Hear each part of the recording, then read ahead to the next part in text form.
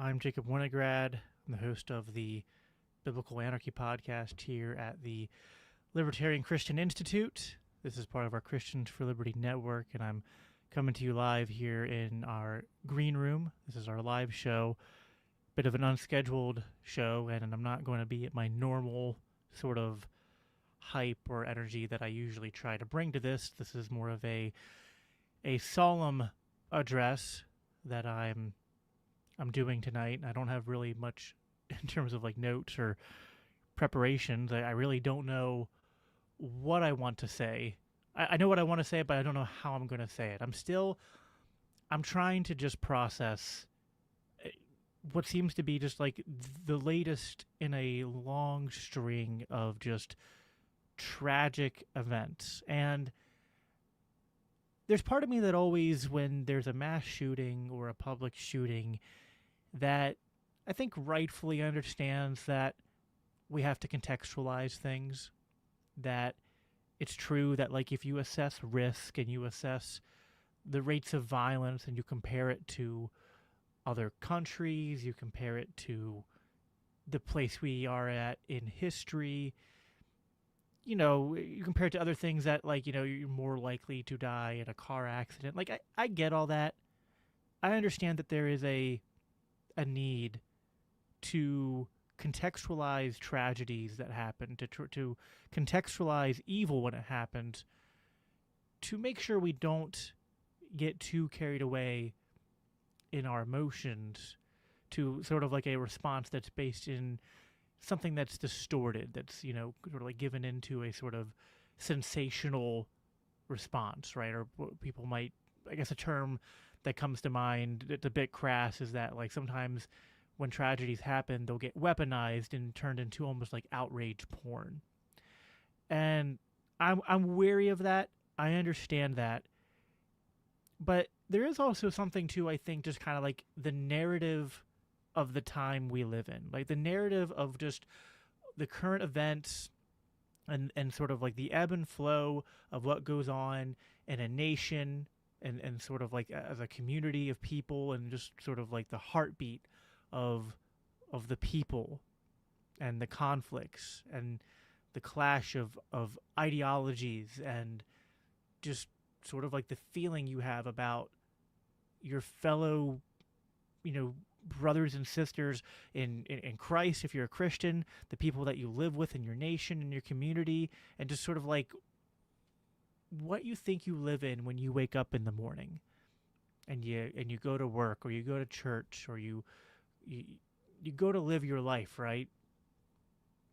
So obviously we're here to talk about this tragic shooting and death of Charlie Kirk, and I'm not here to do any like, I'm not a reporter, right? So I had a meeting today I found out about this while I was in the middle of the meeting, and then I had to immediately go from that to our church Bible study where we talked about it there a little bit. But I've not been on my phone kind of like keeping up with any of the news and reporting, so I don't know that they have the guy. I don't know the details of the shooter. People can let me know if there's anything that they think that I should know in the comments that's relevant to know to what I'm saying, that would change it in any way. But yeah, obviously the passing of Charlie Kirk, and just the nature by which this happened, and just the uptick, at least in very public sort of like attempts to shoot people for politics-based grievances, is sort of what I find to be troubling. And so I want to start with this. And I kind of hate to start with this, but this is just the modern political discourse that we find ourselves in. I didn't agree with Charlie on everything, and to some extent, like, who cares, right? Nobody agrees with anybody on, nobody agrees with anybody that they encounter and talk to on everything. That's normal. That's life. I think one of the great tragedies of our political culture that we live in is that we've gotten so tribal that if someone doesn't line up with you or doesn't like fit in with your group on every single issue, then you almost have to like, do this like caveat of like, well, listen, like, I don't agree with this person on everything, but like, I don't think they're a horrible person, right? And that wasn't how Charlie operated. Charlie welcomed disagreement. He thrived on debate, on discourse. He went out of his way to talk with people who disagreed with him, to be just like almost obnoxiously nice and respectful to people, even when they were disrespectful and very disagreeable back to him. And it's a testament to who he was as a person, and that he was, as far as I can tell, didn't know him personally, and how much can you know about a person just by what you see online, I guess, but by every public record and testimony and fruit of this man's life, he was a Christian. He was a brother in Christ, and he always brought, like, every clip I saw of him, every conversation I saw him do, every debate he was in or moderated, he was always finding ways to bring things back to Jesus. And like, I can listen, there are many things I could point to Charlie Kirk's politics that I didn't like. I didn't like how he was sometimes a little bit too much of a pro-Israel guy, right? And sometimes a little bit too, not, he wasn't like a war hawk, but he would sometimes play into the whole like trope of like West against East and against the Middle East, and kind of giving into certain tropes about the Arab world and non-Western world that is not, didn't, his foreign policy was left a lot to be desired to someone like me, Ron Paulian, non-interventionist libertarian, right? But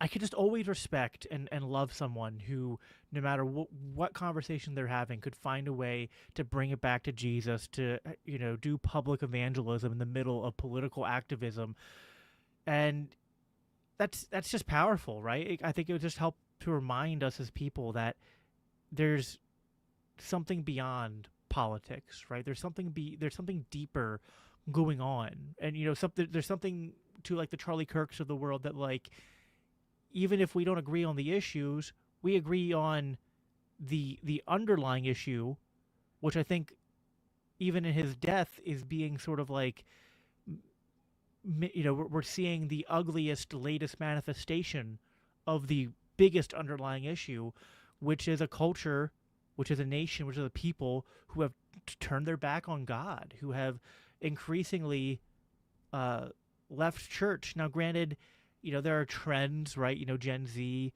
some of the millennials are returning to church or are sort of like changing that trend.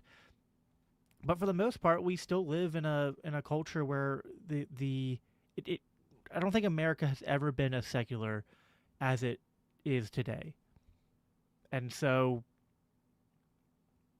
the fact that, Charlie was one of those people who was, so like my church is just started a sermon series in Romans, and we were literally talking about tonight that Romans 1:16, for I am not ashamed of the gospel, for it is the power of God for salvation. Charlie Kirk lived that.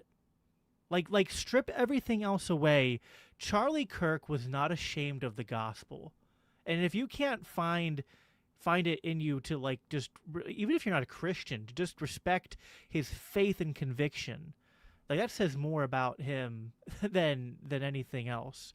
And beyond that, so I want to also talk about his approach, which I think also exemplifies not just Christian virtues, but libertarian virtues, right?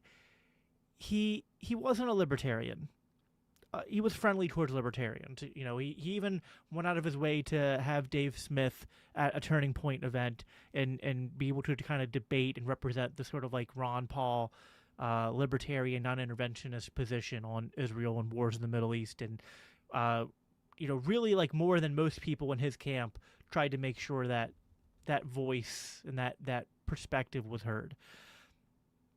But he wasn't just that way with libertarians. He was always saying this in his debates, at his college tours, and sort of like the man on the street things he did.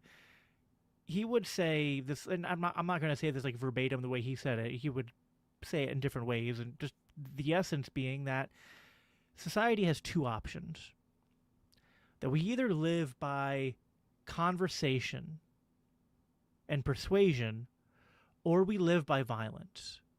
And that's it. Like, those are the only choices. Once you've given up on conversation and persuasion as the way to solve conflicts in society. Now, it's one thing to say that, like, in a libertarian society, in a libertarian sense, that, like, persuasion and speech are first, but maybe sometimes there's people who you have to, someone commits crime, you use proportional force to stop them. I'm not saying that Charlie Kirk was advocating for pacifism or I'm advocating for pacifism. What I'm saying is that violence was like the last resort as a means for correcting when people weren't playing by the normal base of conflict resolution, right? That what we prefer, what we normalize is we say, you know what? Violence, the initiation of aggression against people to solve conflicts, is not the way to organize society. That the right way to organize society is persuasion and conversation to work out our problems. And that's why he spent so much of his life and his career on the road, on college campuses and auditoriums and podcasts and stages, because he wanted to persuade people. Let it not be said that, like, I know that it's like he's almost like the anti Steven Crowder, right? Because Steven Crowder had the the meme that like changed my mind. Charlie Kirk was more like the let me change your mind. Like, that was the Charlie Kirk meme, right? He wanted to persuade people. He wanted to engage in dialogue. He believed that talking out disagreements and talking to people was better than fighting them. And that's something that, as libertarians and as Christians, that should resonate with us. Like that is what Jesus modeled for us, right? Like, Jesus came to earth and sort of subverted the expectations of the Hebrews, who were expecting a Messiah to come and to establish a new Davidic kingdom, to restore the kingdom of Israel by force and kick out the Romans. But Jesus came to build a different type of kingdom, right? One that's not built on conquest and violence and politics. One that ultimately wasn't even fighting an earthly battle, right? That's fighting a spiritual battle. He came not to slay earthly empires, but to not free us from just human oppression, but to free us from the oppression of sin. But the way he told his apostles to operate was not to be like Gentile kingdoms, to find positions of power to rule and lord over people, but rather to be servants, right? To be the greatest is to be the least in the kingdom of God. And that's what Jesus modeled. That's the biblical ethic. That's what we talk about here at LCI, right? And if I ever had disagreements with Charlie Kirk, it wasn't because I thought his core ideology or ethics or Christianity were necessarily flawed, but it would be criticisms of just maybe a failure to fully consistently apply that to certain areas like foreign policy or even some domestic things that we might disagree with. But the underlying spirit, the underlying ethos and pattern that Charlie acted out and lived out was a very libertarian and very Christ-like ethos. And now we have to talk about the political climate we're in, though.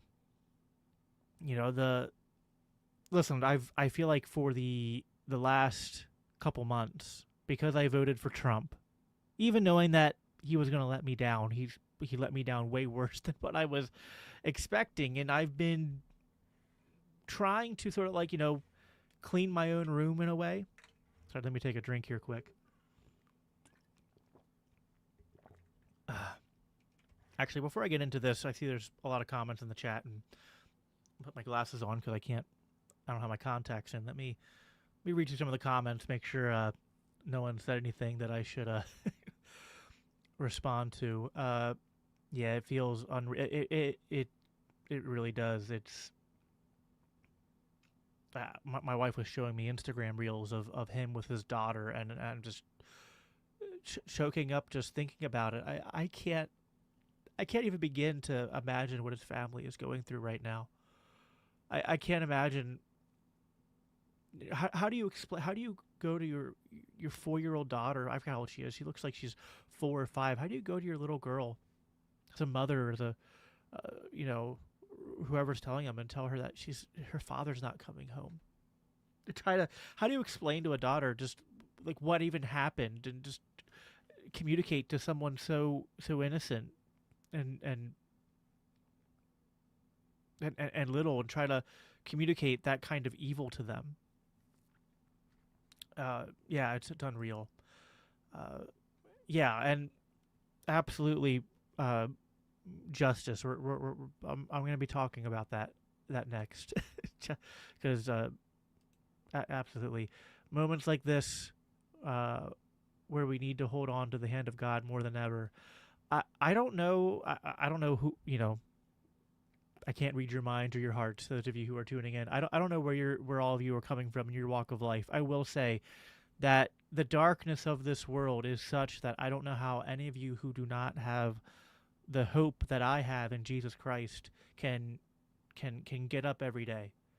Because the darkness of this world and the tragedies of this world are such that if I didn't have faith in a perfect Savior who I know has overcome everything, who has overcome even death, if I didn't have that, if I didn't know that there is no purposeless evil, that all things are reconciled, that the Bible says that vengeance is God, that He will repay, that all evil is reconciled either by uh, the final judgment that is coming, or that it's paid for by what Jesus did on the cross. If I didn't have that to cling to give me hope, I don't know how you would get through just paying attention to the world today, and just even just the normal personal tragedies that can hit you in life. So if this troubles you, and you don't know that kind of hope, if you don't have that light in the darkness, I would just encourage you to reach out in prayer and ask for the Holy Spirit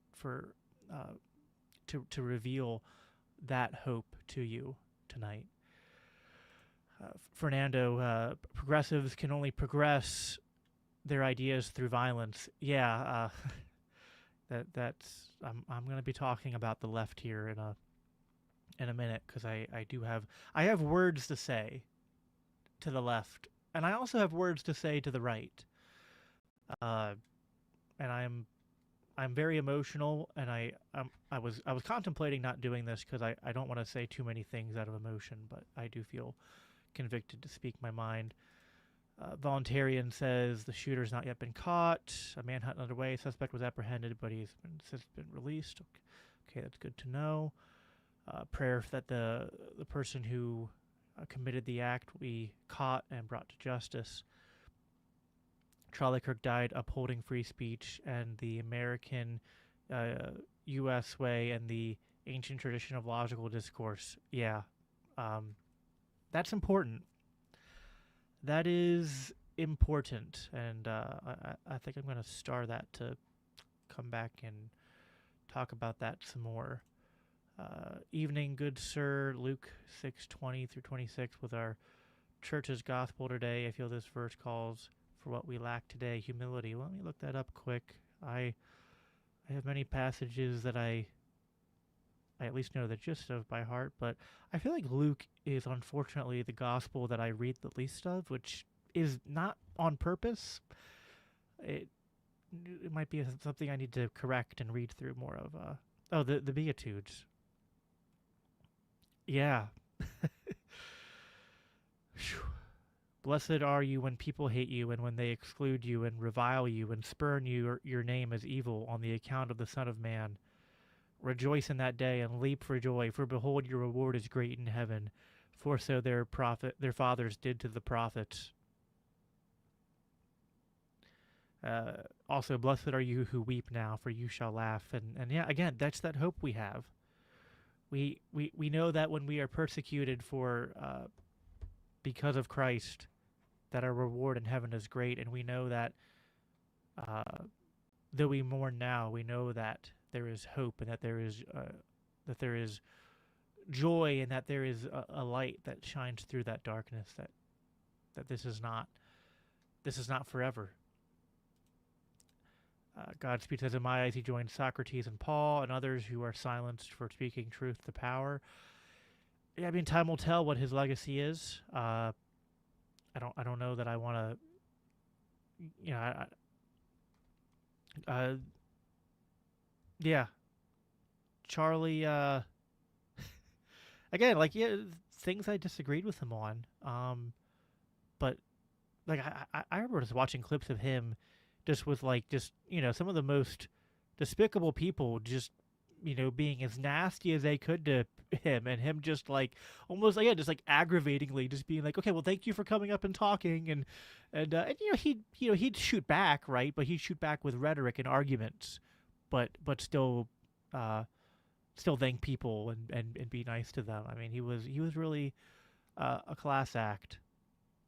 Okay, there's a lot of comments here. I don't know if I can read all of them, but let's see. Let me see if there's any ones I want to leave before I dive more in. Oh, my buddy Cody is here. This happening before 9/11 reminds me of Harry Brown. With all important caveats made, could there also be an element of blowback against the promotion of statist political violence in this? Yeah, I want to get into that. So that's a good segue. I'm gonna give me a second to blow my nose here. I got a little teared up before, and now I'm a little sniffly.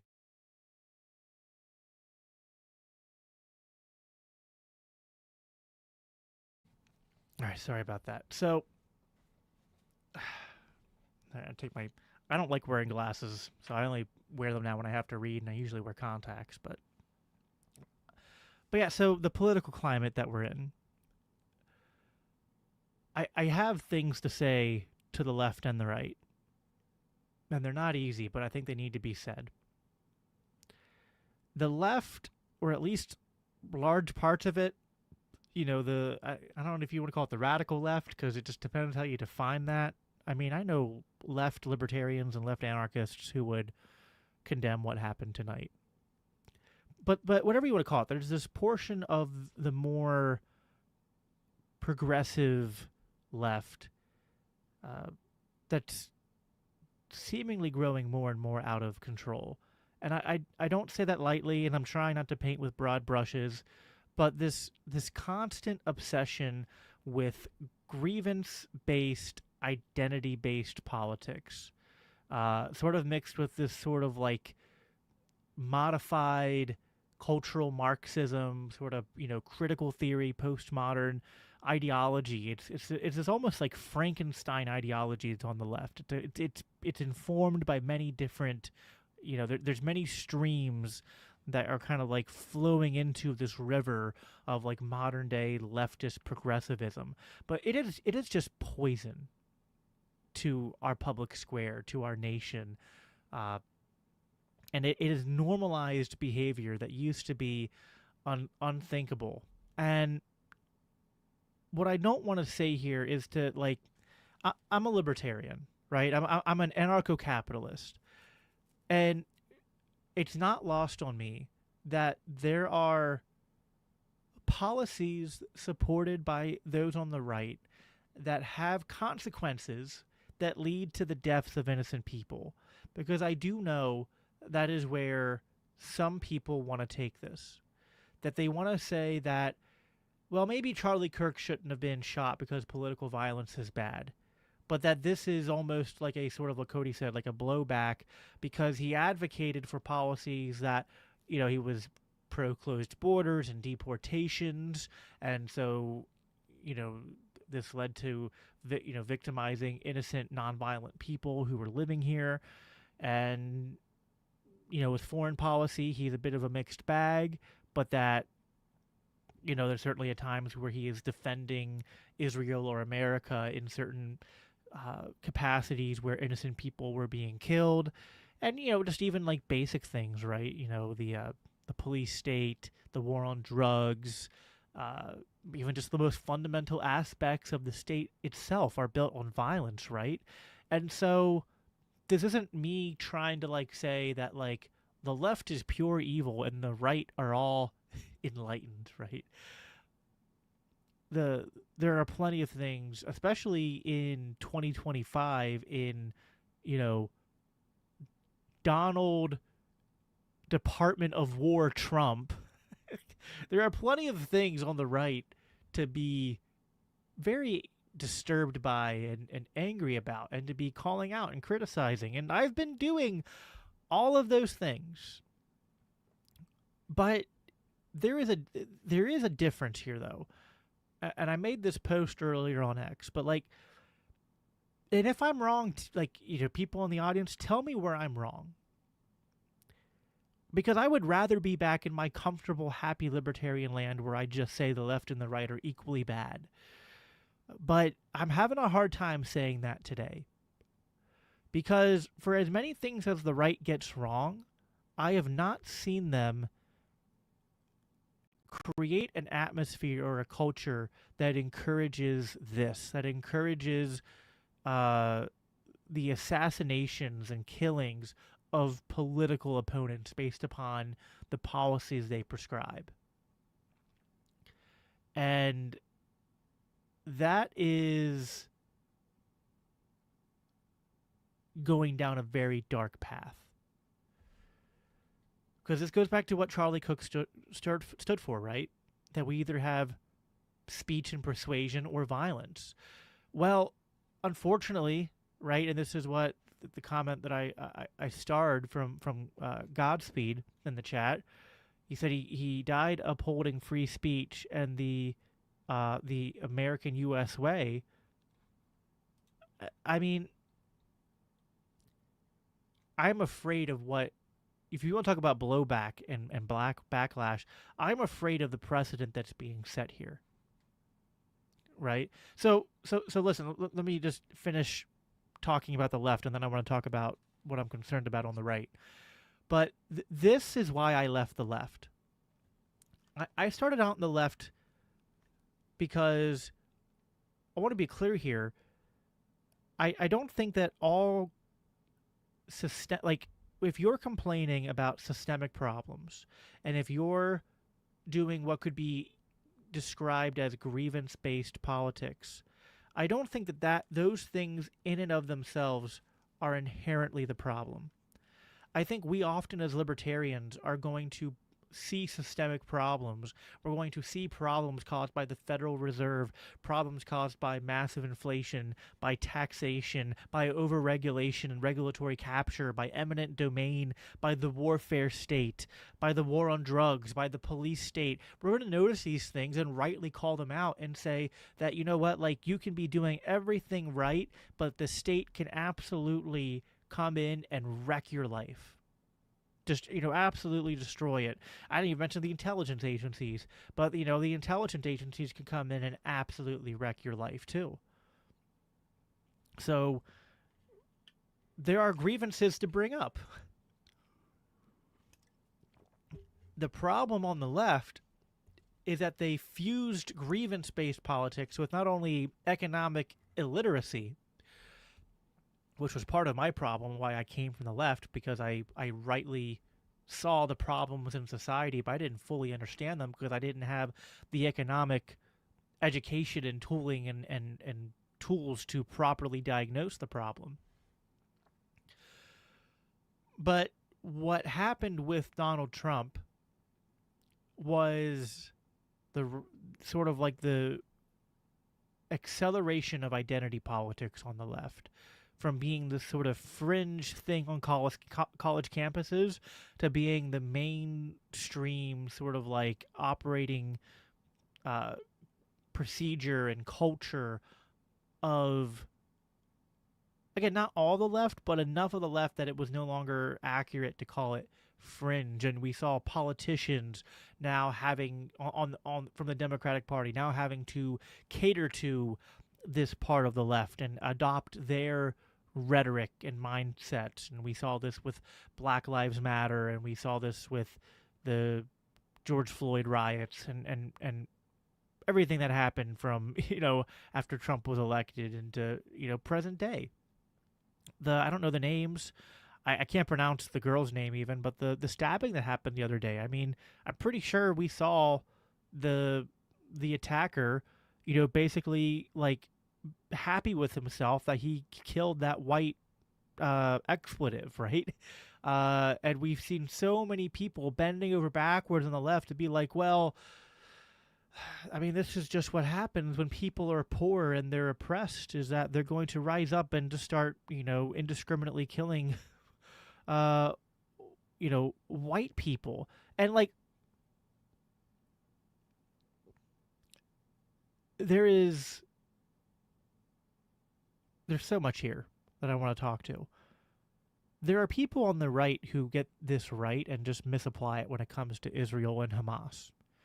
Right? Because what they'll say is that, well, we can't have any sympathy for Gaza. Because what they're doing is just the identity politics, grievance-based, like, all of our problems are because of the Jews, right? That's a different situation because Israel was actually a Jewish ethno-state of sorts that actually is, for ethnic and kind of like religious and ideological reasons, keeping a people landlocked and oppressed without their natural rights for, over, 3-4 decades, however you want to, chalk up the different periods of time, and doing, ongoing active violence against them. And, for all the talk about Hamas being a terror group, Israel is partly responsible for Hamas being in power in Gaza in the first place. So it's not apples to apples, because there you have actual systemic oppression that's kind of based on sort of like, ethnic and religious identity. Whereas here in America, there is poverty that's caused by the system, and it might affect different groups disproportionately. But what you don't see here in America is white people conspiring to create a, white majority ethnic state, and sort of like doing so in a way where like they're collaborating together to oppress minorities, or especially Black Americans, right? So like when it's like I'm thinking of someone like a James Lindsay, right? James Lindsay will diagnose what's going on the left correctly, but then just sort of like just completely misunderstand the incongruency between the analysis of the poison that is identity based, grievance based politics, that comes from the left with their flirtation with postmodernism and critical theory and the dialectics and all of this. Like, I actually like James Lindsay when he's talking about that stuff. He just doesn't understand how that frame of analysis is we're comparing apples to oranges when we're talking about the history of Israel and Zionism and their relationship with the Palestinian people. So again, all of this has created something on the left where, because of this, it is becoming more and more normalized to, even if there's people on the left who are going to say, well, it was still wrong what happened, that like Charlie Kirk didn't deserve to die, they're going to say like, yeah, but we shouldn't judge the people who are committing these acts of violence, because this is just the language of the unheard and the oppressed. And put it this way, if we saw a bunch of random acts of violence and they were targeting, I want to be careful how I say this here because I'm on YouTube live right now. I don't advocate for political violence at all. I would have a different podcast with a different nuanced take if we saw a rapid rise in politically motivated attacks that were targeting, say, like the IRS or the Federal Reserve or the FBI or, like, the state. Like, if the left was actually, like, diagnosing the problem as, like, oh, we're oppressed by the state, right? We're oppressed by our monetary system and by our tax system and by, like, if they got the diagnosis right and they were, basically, like, revolutionary, saying that, like, political change isn't possible and we need, like, we have to put political, pressure through some kind of, like, guerrilla warfare resistance sort of like thing. Like, I wouldn't even be defending that because I don't think violent revolution is generally the way. I don't think that's the response right now, even though I am an ANCAP and a libertarian. But my critique of that would be different than this, if that makes sense. But now here's the problem. Sorry, let me take a drink here quick. I'm really dehydrated. Here's the problem. And this is where James Lindsay and people like him are getting this right, is that and people like Jordan Peterson have been warning about this for years, that the identity-based, grievance-based politics of the left, the more it's gone unchecked and unchallenged, has now caused a sort of, like, equal opposite reaction on the right. And this isn't to justify it, right? It's sort of like this is sort of the blowback for what's happening on the left, and it needs to be called out and criticized. And I've done that. I have done my own writings and podcasts against Christian nationalism and calling out the Joel Webbins and the Doug Wilsons of the world and the Nick Fuenteses and the, I'm trying to think of other ones. Who's the one who debated James White? That guy's a real Corey or something, Moeller or something like that. I forget his name. Someone can Google whoever James White debated, who's like an open, like, proud, basically white nationalist. Even guys who used to be libertarians, right? Like C.J. Engel, Mailer. Sorry, thanks, Cody. Yeah, but guys like C.J. Engel who are even like, like, liberty isn't possible anymore. We've crossed the threshold where we can have liberty, and now it's just about winning. It's just about us or them, and they're coming for us, and we have to defend, heritage America and heritage Americans, which is basically those descended of, of a white European ancestry who have been here for at least 2 or 3 generations. And I don't agree with any of that, and I call that all out. And what I've said all along is what you've done is become the thing you hate. You've just decided that you're so angry about identity politics that now you have no choice but to play identity politics. And no, that's wrong. You do have a choice. But unfortunately, because I understand human nature and psychology, this is why guys like Jordan Peterson have been warning about this for years, that this was eventually going to happen. This shooting is only going to make this worse. Because now people on the right, and this is already happening, are saying, look, you can't talk. Look what happens when you try to talk to them. They will shoot you dead. That is what Arne McIntyre is doing. That's what C.J. Engel is doing. All the Christian nationalists, all the right-wing reactionaries, they are all out there, and they are, in a sickening, disgusting, despicable fashion, they are using Charlie Kirk's death as a sort of like rallying cry to double down on the very thing that killed Charlie Kirk. They are saying, let's spit in the face of everything Charlie Kirk stood for, saying that persuasion and speech is the way. They're basically saying, you know what, the left is right. It's not the way. They're basically saying that the left, in theory, was justified for what they did because speech and persuasion don't work. It's all just power. I mean, basically, what they're saying is that the postmodernists were right, right? That the the post structuralists were right, like that the critical theorists were right. That it's all just power, and we just have to grab power. And the only way to solve conflict society is just might makes right, baby. That's what it is. So yeah, that's why I felt like I had to do a live stream tonight, because I felt like, I don't know, I don't have the biggest audience in the world.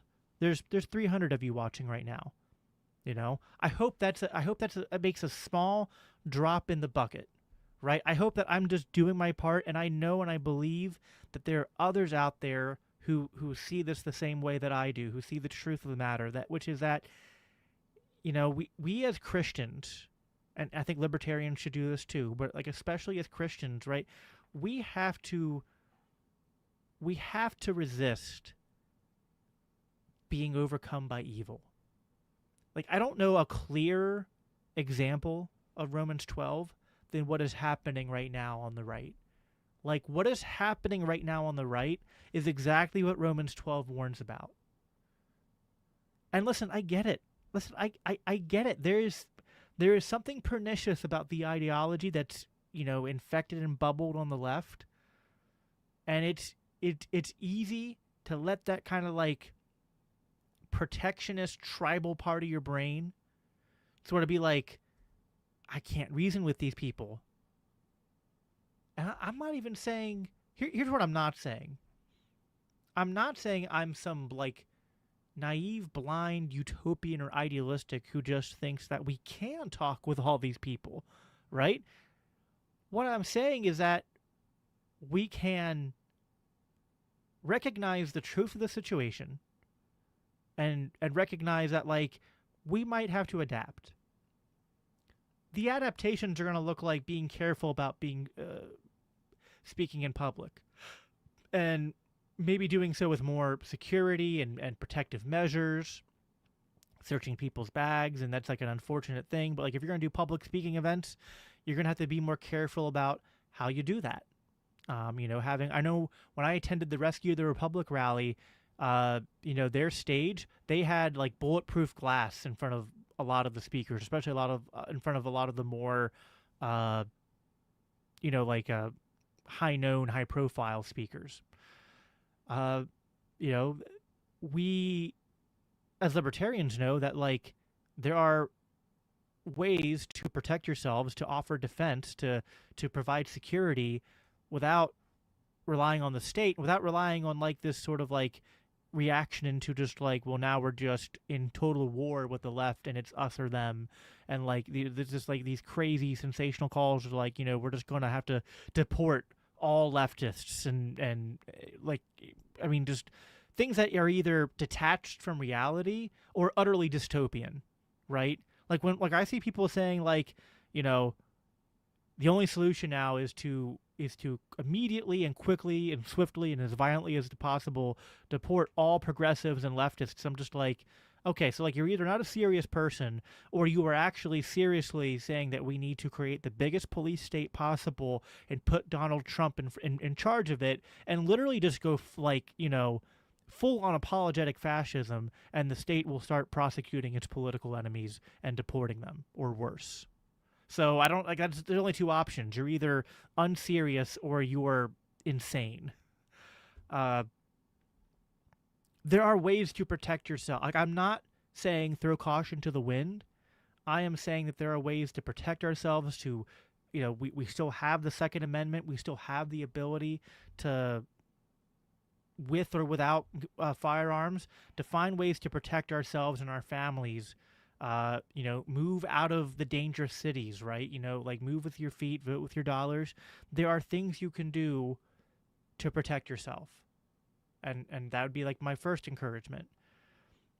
My second encouragement then is that on a bigger picture, on an ideological level, that maybe there are individuals who like you're not going to convince to change their mind, like they've been infected with this ideology or mind virus, whatever you want to call it, and like you're just not going to persuade them out of it. But the left got this way by sort of like preaching a message to people and getting into institutions and organizing, and they did this over generations, right? And we can do this as Christians and as libertarians in the opposite direction. I think the problem is this: the right has been losing the battle on the culture war for a long time, and the only way they've started to win it back is by basically playing the left's own game, by just, to various degrees adopting an identity politics game. And Trump kind of did that with his populism thing a bit. And that's like a short-term solution to kind of getting back some power. But the problem is now it's like we're in a, like now that both sides are playing identity politics, now it's almost like you're in a arms race, right? So you might have like temporarily increased your security, but only at the cost of your long-term security, as now the stakes get ever and ever higher, as they do in democracy, especially when you start playing race wars and class wars. And I'm not a collapsitarian, at least not that type of collapsitarian. I don't want to see society head that way. What I wish the right would finally realize, what the Michael Knowles and the Matt Walshes and the Ben Shapiros and the Andrew Wilsons and all these people on the right have to just we have to be out there. This isn't the time to give up on liberty and say libertarianism has failed.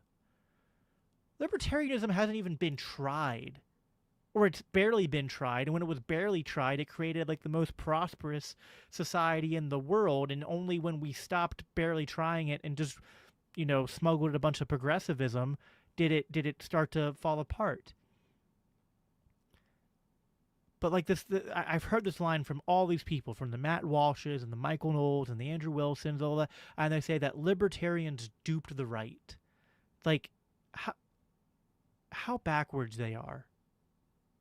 The right duped libertarians, and they've done it multiple times, and they've screwed libertarians over. They've screwed Ron Paul over. They've screwed Rand Paul over. They've screwed Thomas Massie over. They've screwed Justin Amash over. And in this latest iteration, Donald Trump screwed the LP over, you could say, right? Although I'm thankful that Ross Ulbricht was freed. I'm kind of like ironically happy RFK was appointed, because he made half the CDC want to quit, and it's at least like making some people angry in ways that I find amusing. But for the most part, it's not been good, right? The right needs to realize that they can't actually beat the left at their own game. That essentially, like, all they're going to, like, the best case scenario is that they literally have just become the thing they hated. The worst case scenario is that they lose this battle and are just hastening the extent to which we move into a more authoritarian and more total state control society.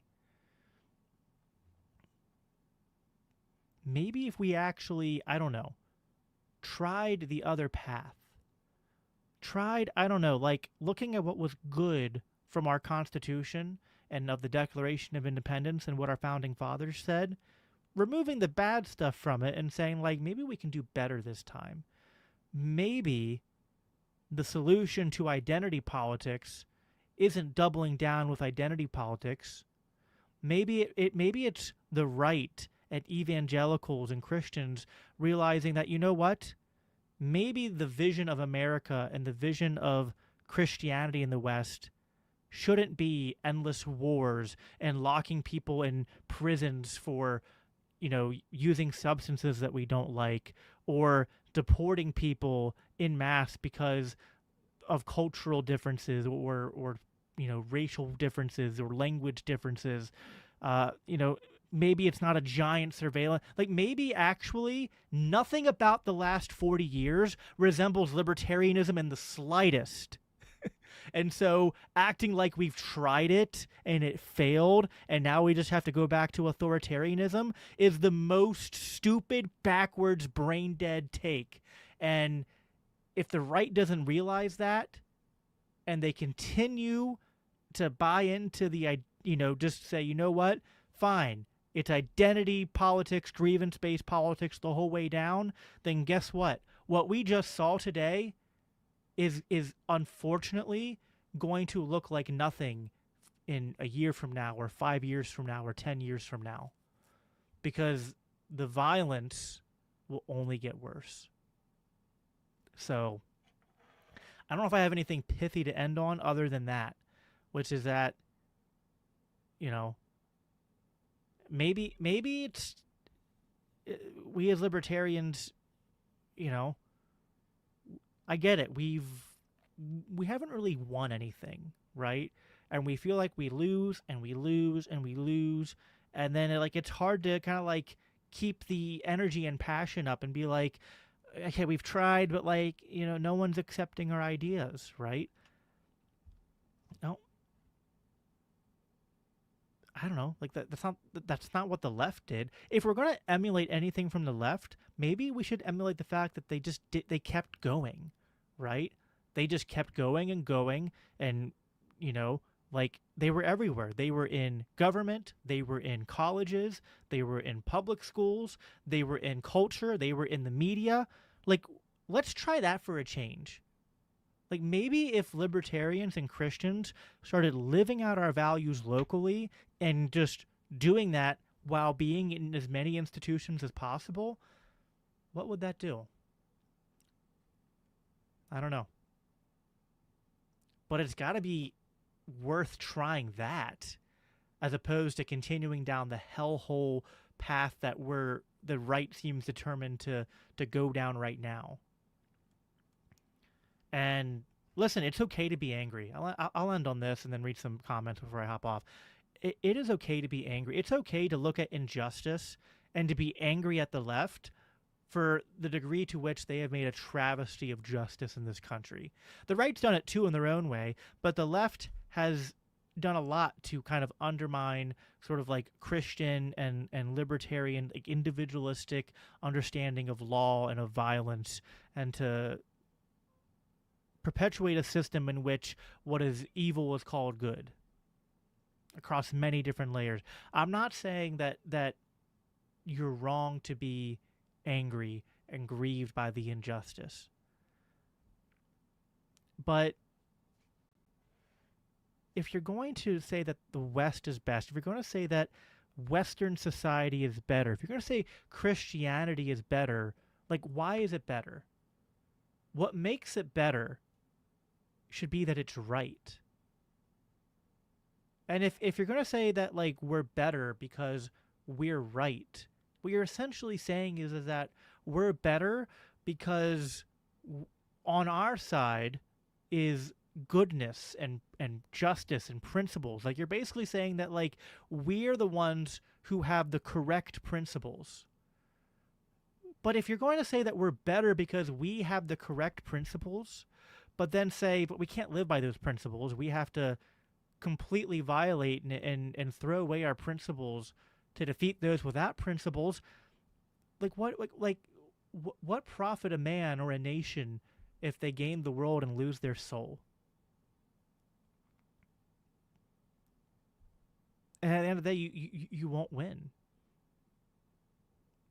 You can't drive out, darkness cannot drive out darkness. I think that's a sufficient way to end it. Let me read some comments here before I hop off.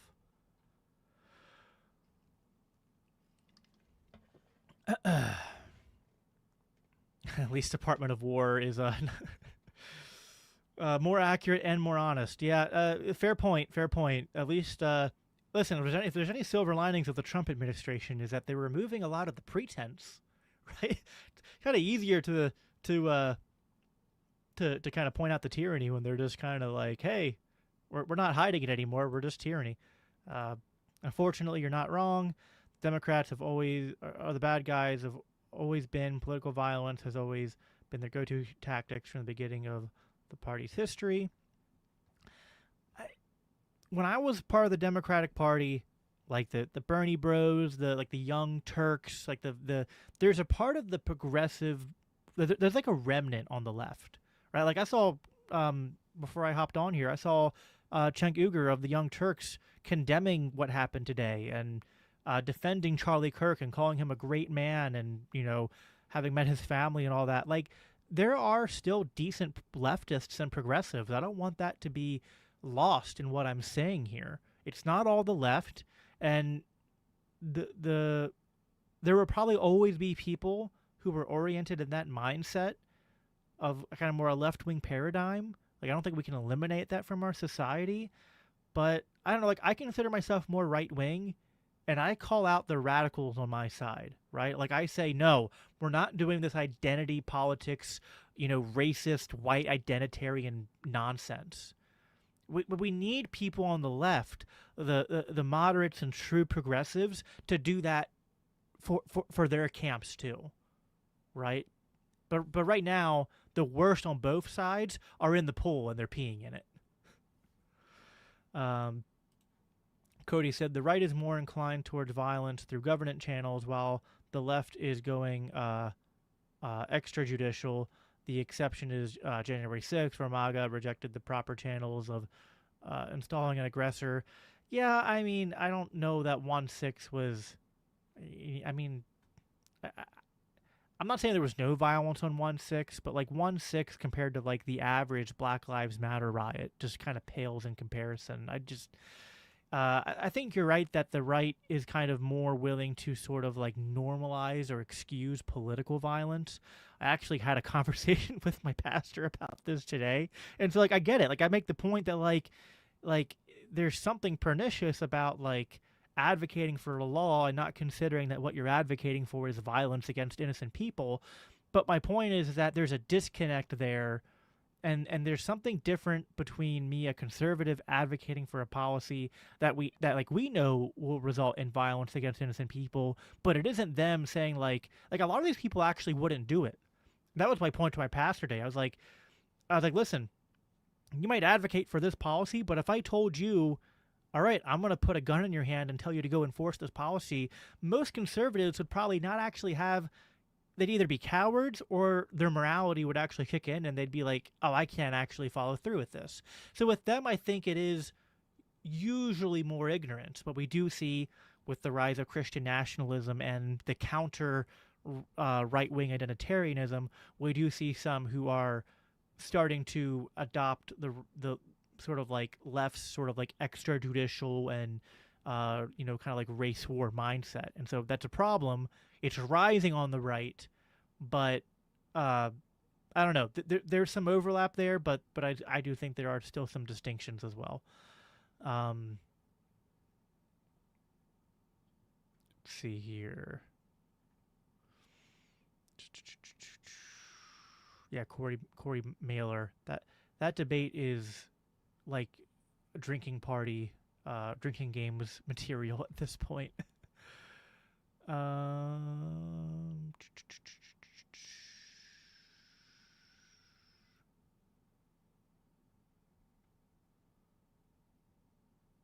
To be a nationalist, one has to be a white nationalist. I don't know quite what that means, Lord of the Ree. ANCAPs don't want revolution. ANCAPs want complete phase. That's always been my understanding of it. Like privatize everything to me means that like I don't so intellectually the Rothbard button's interesting. It's like, yeah, what if we could hit a button and the state disappeared? I would love it to happen that way. Although if you don't have the cultural change, maybe the state just comes back. But in reality, we either have a phase out or we have a collapse, and we just hope that the stateless society we want arises from the collapse. But yeah, I don't like rolling the dice with society like that and people's lives and families. Um, I think that if we're ever going to, I'm a little gray pilled. Like I'm an anarchist at heart.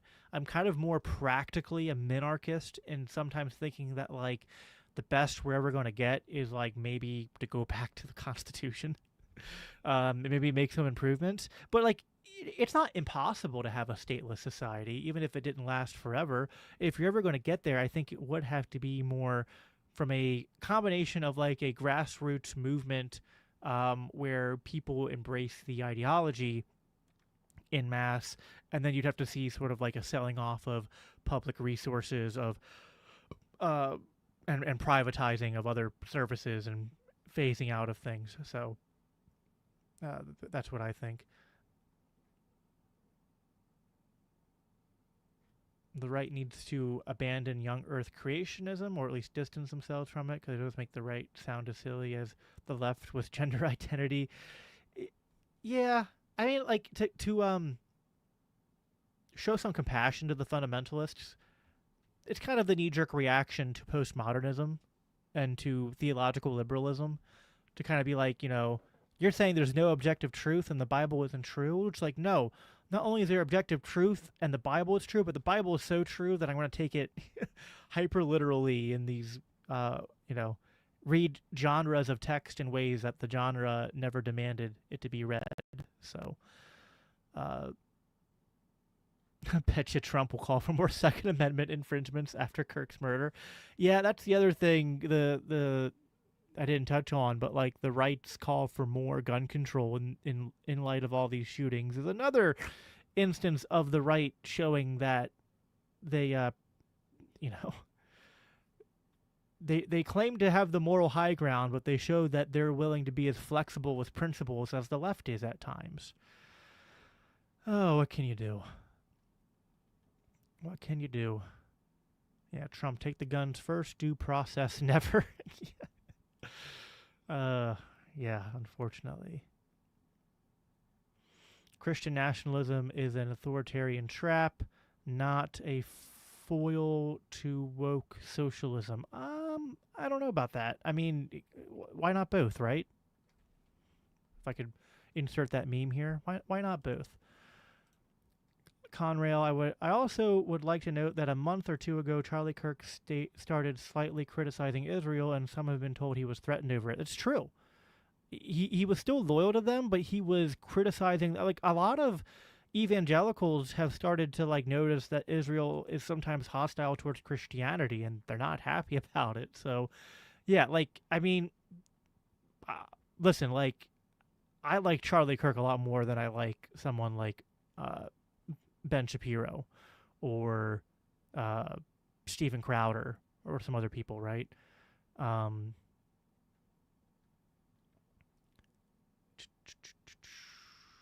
it is a matter of temperance by which we shape our lives with the knowledge of inescapable catastrophe.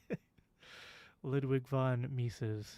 Mises is like, when you're reading him, you think you're reading poetry almost. When Christ, who is our life, appears, then you also will appear with him in glory. Amen. There are 0 decent slavers in the world. Some are just scared of the cold turning hot. That sounds really deep, Casimir, but you're going to have to help me along because I don't know what you're talking about. Yeah, I mean, I guess if you're talking about states, that like there are some decent, like, not all states are created equally. I would agree with that. Yeah, I agree, Cody. I'd be ecstatic to live in a minarchist society. It would be uh, a lot, but and the thing is, like, if you live in a minarchist society, it's a lot easier to kind of argue for anarchism because, like, you're not arguing. You're like, listen, you already see how much the market handles everything, so like, why don't you just let me go experiment in this community and do it without, the monopoly of law? And if that doesn't work, maybe then we keep going from there, right? So, um, Let me explain the one guy's statement on nationalism. The effort to uphold a certain national identity with state violence will lead to excluding non white people from that national identity. The effort to uphold a certain national identity. Okay, so what is that? So then, because of that, then um, I'm still not following it. I think you're talking about the only nationalism is uh, white nationalism, and so I don't know. I'm still not getting it. The math isn't mathing for me, but it might have something to do with the fact that it's 11 o'clock at night and I'm exhausted. I've been up since 5 o'clock. Um,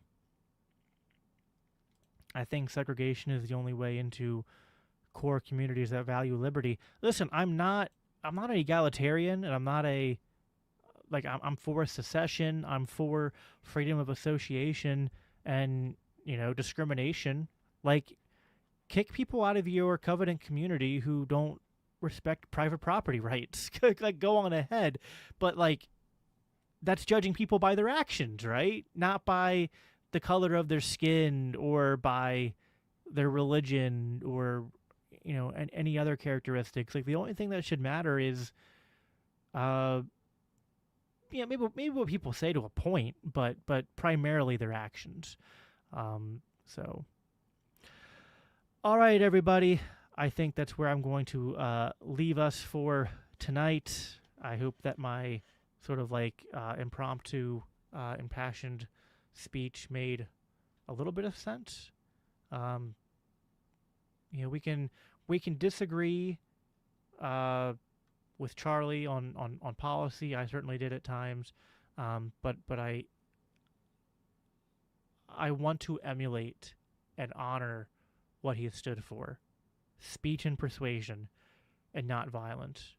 And I want the right to honor his life and legacy by not using his death as a catalyst to reject everything he stood for. So let's honor him by redoubling our own commitment to persuasion, to conversation, and to Christ. So thank you, everybody, for tuning in. Please make sure you like this wherever you're watching it from. Subscribe if you haven't already.